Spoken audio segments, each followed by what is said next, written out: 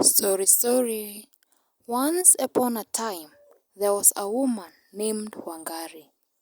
She lived in a small village on the hills. She had two children, a son named Mwangi and a daughter named Njeri. Wangari was a kind and loving mother, and she always put her children first. One day, Wangari's husband died. She was heartbroken, but she knew that she had to be strong for her children. Soon after, she met a man named Njuguna. Njuguna was a widower with two children of his own, a son named Kamau and a daughter named Wamboi. Wangari and Njuguna were married, and they moved into a large house together. Njuguna's children were very happy to have a new mother, but Mwangi and Njeri were not so sure. They could tell that Njuguna's children were favored and they were treated poorly by their stepmother. One day, Wangari was called away to the market. She left Mwangi and Njeri in the care of Njuguna's children.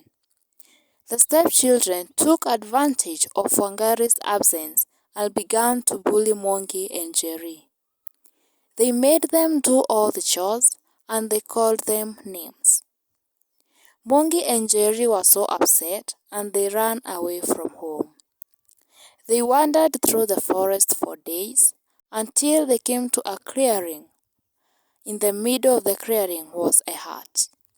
The hut belonged to an old woman. The old woman took pity on Mwangi and Njeri and she let them stay with her. She taught them how to survive in the forest and she gave them food and shelter. After a few days, Mwangi and Njeri decided to return home. They knew that their stepmother would be angry, but they were determined to stand up to her. When they arrived home, Njuguna's children were surprised to see them. They tried to make them leave, but Mwangi and Njeri refused. They told their stepmother that they would not be treated like servants anymore. Wangari was shocked to hear what had happened. She was ashamed of her stepchildren and she apologized to Mwangi and Njeri. She promised that she would never be mistreated again. From that day on, Wangari treated Mwangi and Njeri with the same love and kindness that she had always shown them. Njuguna's children were eventually punished for their behavior, and they learned to respect their step-siblings.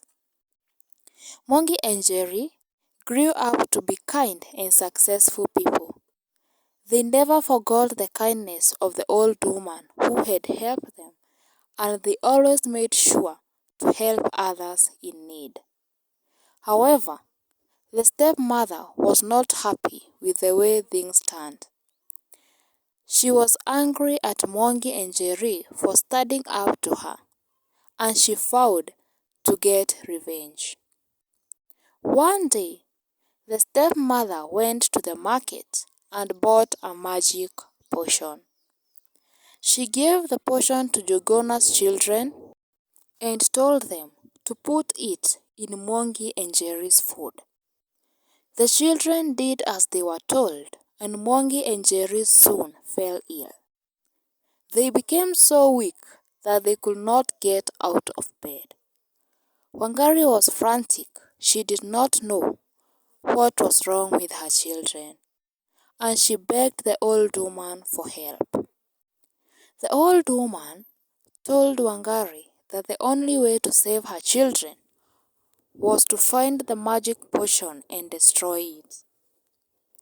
Wangari set out a journey to find the magic potion. She traveled for many days and she faced many dangers, but eventually she found the potion and destroyed it. With the magic potion gone, Mwangi and Njeri's health began to improve. They soon recovered and they were stronger than ever before. The stepmother was furious when she found out that her plan had failed. She tried to attack Wangari, but Wangari was too quick for her. She banished the stepmother from the village and she left them for good and never returned back. However, the stepmother was not one to give up easily. She vowed to get revenge and get Wangari and her children no matter what it took. The stepmother traveled to a faraway land and met with a witch. She paid the witch a large sum of money to cast a spell on Wangari and her children. The witch agreed and she cast a powerful spell on her family.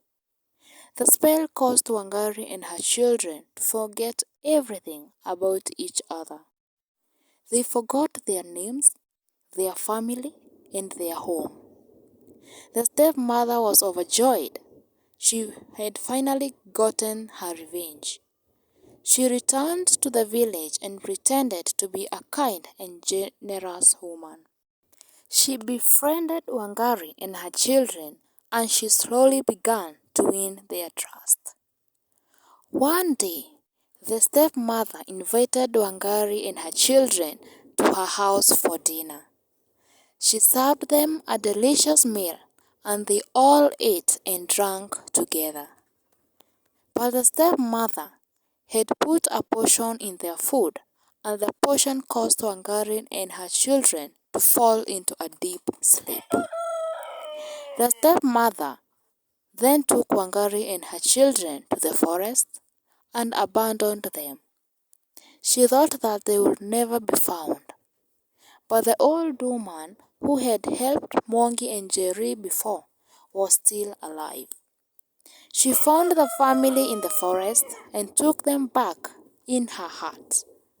She nursed them back to health and she helped them to break the witch spell. When Wangari and her children woke up, they were confused and scared. But the old woman told them everything that had happened, and they were grateful for her help. The family returned home. They confronted the stepmother, and she confessed to everything she had done. She was punished for her crimes, and she was never seen again. Wangari and her children lived happily ever after. They learned the importance of love, forgiveness, and kindness. And they never forgot the kindness of the old woman who had helped them. I hope you enjoyed this story. Please subscribe to my channel for more stories of this kind. Thank you so much.